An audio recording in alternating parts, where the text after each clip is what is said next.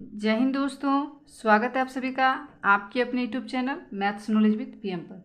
दोस्तों, आज के इस वीडियो में हम लोग क्लास 10th का प्रतिस्थापन विधि सीखेंगे।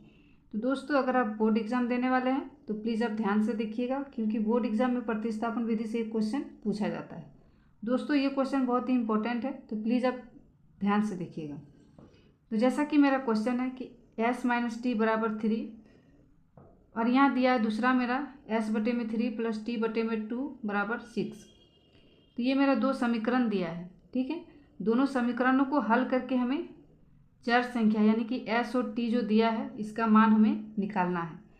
तो जैसा कि हम लोग s - t = 3 को हम लोग समीकरण 1 मान लिए हैं, तो अब मेरा ये जो दूसरा दिया है इसे अब हमें सॉल्व करना है, ठीक है। क्योंकि ये देखिए भिन्न में दिया है, तो हम लोग इसको सॉल्व कर लेंगे। उसके बाद फिर इसको भी हम लोग समीकरण 2 मान लेंगे।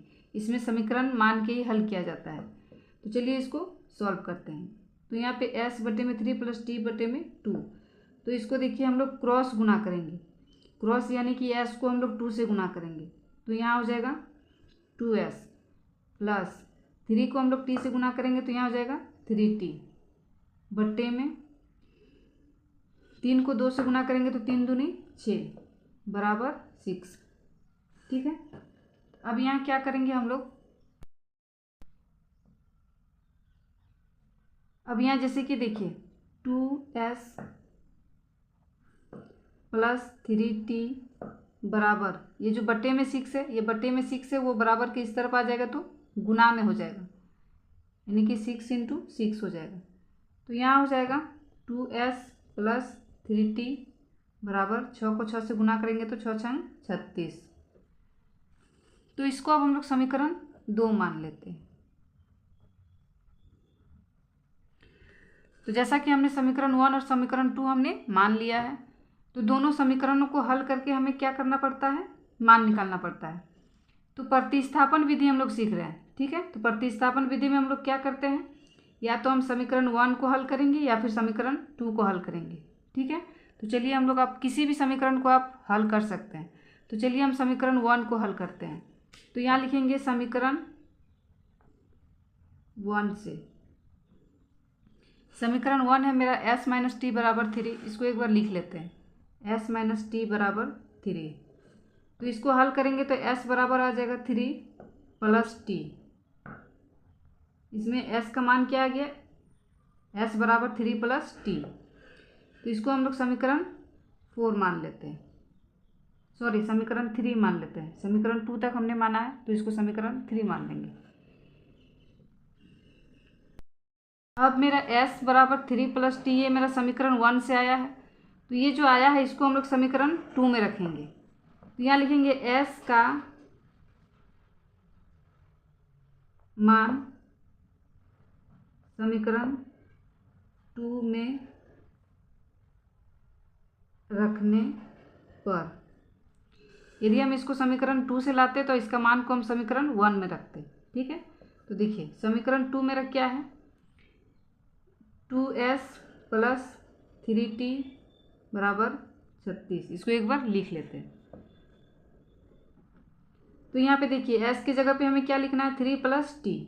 तो यहाँ लिखेंगे 2 क्या है, s के साथ गुना में है, तो इसको हम लोग s के जगह पे जिसको हम लोग लिखेंगे उसको हम लोग कोष्टक के अंदर में रखेंगे, यानी 3 + t, इसको हम लोग कोष्टक के अंदर में रखेंगे और 2 को इसके बाहर, प्लस 3t = 36।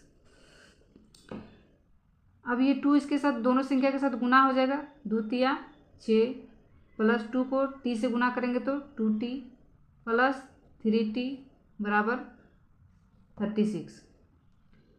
अब यहाँ 6 का 6 प्लस 2t और 3t यहाँ हो जाएगा 5t = 36। तो यहाँ पे 5t बराबर, यहाँ 6 को बराबर के इधर ले आएंगे तो माइनस में हो जाएगा, यानी कि 36 - 6 हो जाएगा। तो यहाँ 5t बराबर 36 में 6 घटाएंगे तो यहाँ हो जाएगा 30। तो t बराबर यहाँ आ जाएगा 30/5, ठीक है। क्योंकि देखिए t के साथ 5 गुना में है, तो बराबर के इधर आएगा तो भाग में हो जाएगा, यानी यहाँ पे हो जाएगा 5 से अगर हम लोग इसको काटेंगे तो ये मेरा कटेगा 5 छंग 30। तो t बराबर मेरा आ गया 6। ठीक है, तो ये जो t का मान आ गया, ये t का मान को हम लोग समीकरण 3 में रख देंगे, क्योंकि देखिए यहाँ पे क्या है, s बराबर 3 + t। ठीक है, यहाँ से s का मान हमें मिल जाएगा। तो यहाँ पे हम लोग लिखेंगे, चूंकि t का मान, ठीक है, t का मान समीकरण 3 में रखने पर, समीकरण 3 मेरा क्या है, तो जैसे कि मेरा समीकरण 3 है s बराबर 3 + t, तो यहाँ लिख लेंगे s बराबर 3 + t। तो यहाँ पे आ जाएगा s बराबर 3 + t के जगह पे हम लोग क्या लिखेंगे, 6 लिखेंगे। ठीक है, ये 6 मेरा आया है। तो यहाँ s बराबर आ गया, 6 में 3 जोड़ देंगे तो यहाँ हो जाएगा 9। और तो s बराबर 9 आ गया, t का मान मेरा आया था 6, तो हमें यही निकालना था s और t का मान। तो ये मेरा आ चुका है। तो आई होप कि आप प्रतिस्थापन विधि से समीकरण को सिंपल तरीका से हल करना सीख गए होंगे। तो अगर ये वीडियो आपको पसंद आया है तो हमारे चैनल को सब्सक्राइब कीजिएगा, वीडियो को लाइक कीजिएगा और अपने दोस्तों के साथ शेयर कीजिएगा। Thank you.